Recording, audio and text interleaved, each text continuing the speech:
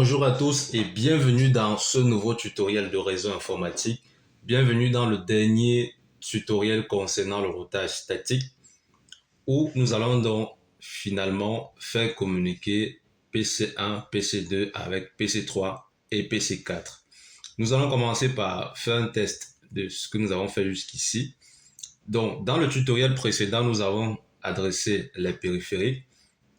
Nous allons donc faire un test de connectivité en local pour l'instant, c'est-à-dire entre ces ordinateurs-ci, PC1 et PC2, ensuite entre PC3 et PC4, et enfin nous allons tester la connectivité entre les PC qui sont dans les réseaux différents. Alors, je vais ouvrir cet ordinateur-ci, celui-ci. Vous voyez qu'il a l'adresse IP 172.16.10.10. Alors, je vais ouvrir PC2. Et je vais aller dans commande prompt ici pour faire un test de connectivité grâce à la commande ping et je vais faire ping espace l'adresse IP de notre ordinateur PC1 10.10. Lorsque je valide, j'ai bien les réponses de 10.10 et j'ai ici nombre de paquets envoyés 4, nombre de paquets reçus 4, c'est-à-dire notre nombre de réponses reçues 4. Il y a bien une connectivité entre PC1 et PC2. On va faire la même chose entre PC3 et PC4. Donc, je vais venir prendre l'adresse IP de PC3 ici. PC3, l'adresse IP 192.168.10.10. Je vais donc enfin ouvrir PC4 et faire un test de connectivité vers PC3. Je fais un ping vers l'adresse IP de PC3. 10.10. Lorsque je valide ici, j'ai également des réponses d'écho. Donc ici, j'ai envoyé 4 paquets de demandes d'écho et j'en ai reçu 5. Donc, il y a bien une connectivité entre PC3 et PC4. Maintenant, je vais rester ici sur PC4 et je vais cette fois faire un ping vers PC1 qui est le 172.16.10.10. Remarquez que lorsqu'on fait le ping entre les ordinateurs des réseaux différents, qui sont des réseaux distants, vous avez request timeout, c'est-à-dire délai d'attente dépassé, tout simplement parce que R1 et R2 ne connaissent pas, donc R1 ici ne connaît pas encore ce réseau et R2 ici ne connaît pas encore ce réseau. Comment vérifier? Mon câble console est sur R1. Je vais aller afficher la table de routage de R1. Donc, je vais dans Terminal, ensuite dans OK. Et je vais faire Enable pour venir en mode privilégié. Et je vais faire Show IP Route. La commande Show IP Route me permet d'afficher tout simplement la table de routage de mon routeur R1. Alors, lorsque je fais Show IP Route et que je valide, vérifiez bien ici que R1 a 2 réseaux directement connectés, c'est-à-dire celui-ci et celui-ci. Ils sont bien présents dans la table de routage de R1 ici. J'ai bien le réseau 10.10.10.0/30 avec le code C pour dire réseau directement connecté. Et j'ai également le 172.16.10.0/24 avec le code C. Dans la table de routage de R1, pour l'instant, je ne vois pas le réseau 192.168.10.0/25. Alors, comment indiquer dans la route? C'est ce que nous avons vu déjà en théorie.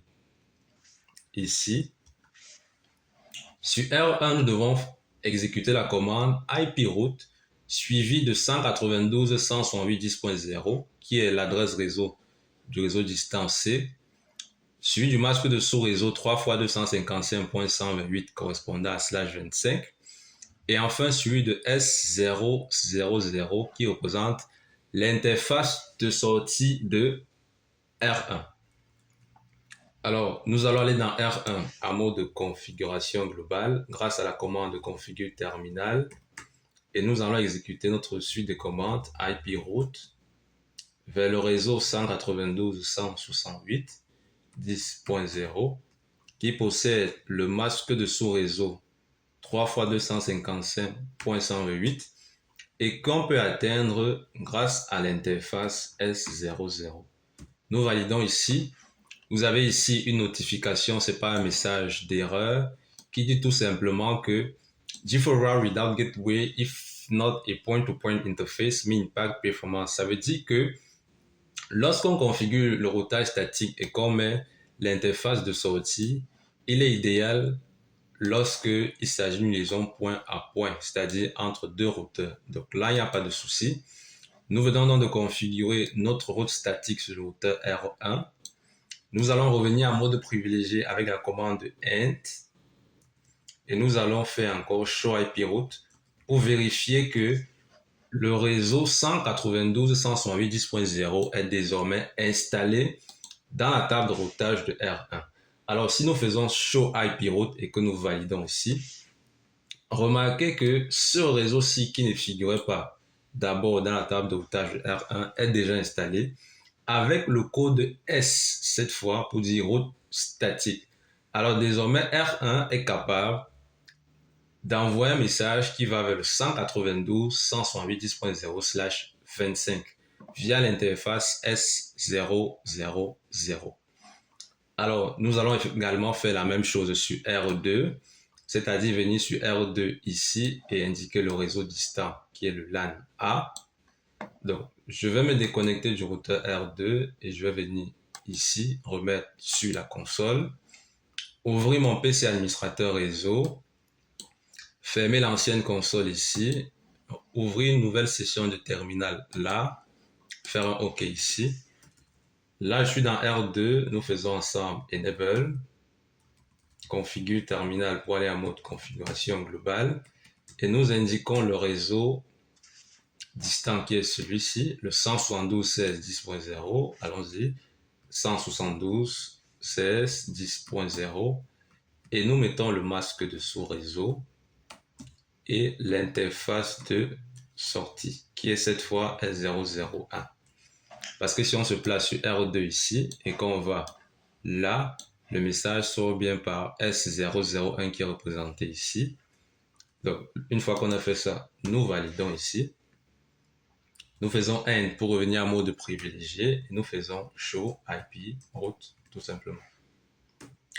Lorsque nous faisons show IP route pour afficher la table de routage, vérifiez que nous avons désormais la route vers le réseau 172.16.10.0/24 également, qui s'est installé avec le code S car c'est une route statique. Alors, une fois qu'on l'a fait, nous pouvons enregistrer la configuration sur R2 grâce à la commande write et nous allons donc refaire notre test de connectivité entre un PC de ce réseau vers un PC de ce réseau. Alors, je vais par exemple prendre ce PC-ci. Je vais aller dans commande prompt et faire un ping vers PC4. C'est-à-dire faire un ping vers 192.168.10.11. Lorsque nous faisons actuellement le ping vers PC4, nous n'avons toujours pas de réponse parce que nous voyons request timeout, mais c'est normal. Le problème n'est pas cette fois au niveau des routeurs, mais sur nos ordinateurs, car à cette étape du tutoriel, nous n'avons pas encore configuré la passerelle par défaut. Alors, à quoi sert la passerelle par défaut? La passerelle par défaut permet à un ordinateur du réseau local de sortir de son réseau local. Ceci veut dire quoi? Actuellement, si j'ouvre PC1 ici, allons-y, nous ouvrons PC1 là, nous allons dans IP Configuration, vérifier qu'il y a une section Default Gateway, c'est-à-dire passerelle par défaut.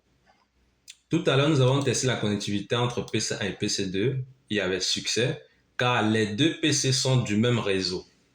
Alors, pas besoin de passerelle par défaut lorsque nous sommes dans le même segment de réseau local. Par contre, si on veut quitter déjà d'un réseau pour un autre réseau, on a besoin de passerelle par défaut. Alors, c'est quoi la passerelle? La passerelle, c'est tout simplement l'adresse IP de l'interface du routeur qui est le plus proche du PC. Alors, on y va ensemble. PC1 et PC2 sont dans le même réseau. Le routeur le plus proche d'eux, c'est le routeur R1. R1 a deux interfaces, G00 et S000. Laquelle des deux est plus proche de ces ordinateurs si c'est l'interface G00.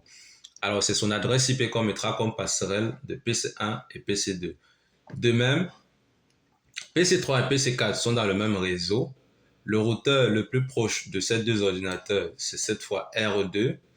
R2 a également deux interfaces, S001 et G01. Laquelle des deux est la plus proche de ces ordinateurs? C'est bien évidemment l'interface G01. Alors, c'est l'interface G01 de R2 qui sert de passerelle pour PC2 et pour PC3 et PC4. Alors, nous allons compléter donc cela. Sur l'ordinateur PC1 ici, nous ouvrons et nous mettons la passerelle par défaut 172.16.10.1 qui n'est pas donnée au hasard. C'est l'adresse IP que nous avons donnée à G00 de R1. Nous faisons la même chose pour PC2.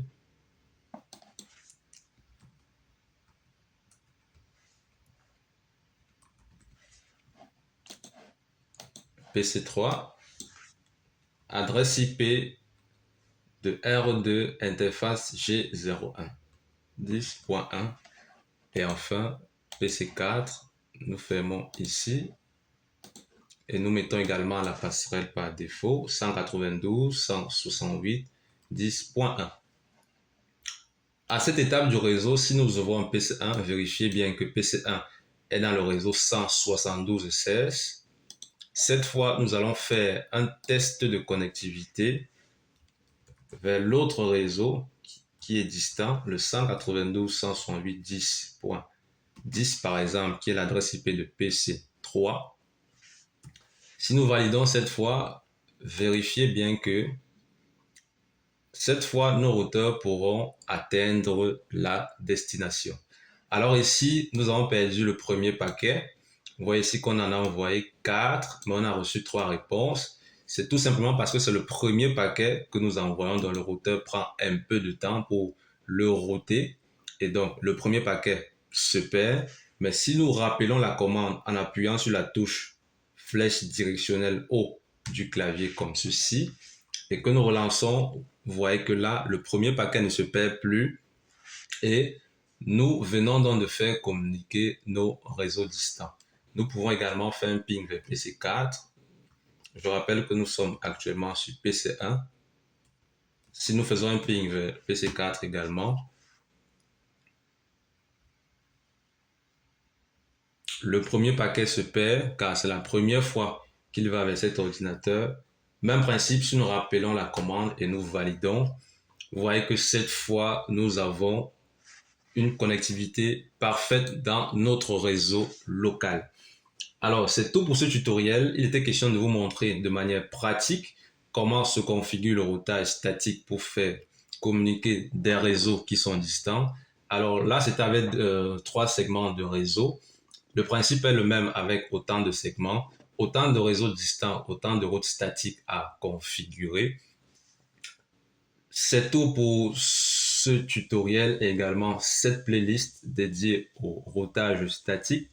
Alors, si vous avez suivi le programme jusqu'à la fin et que vous avez appris quelque chose, n'oubliez pas de liker la vidéo, de partager et surtout de vous abonner pour ne rien rater de nos nouvelles vidéos. Take care, guys.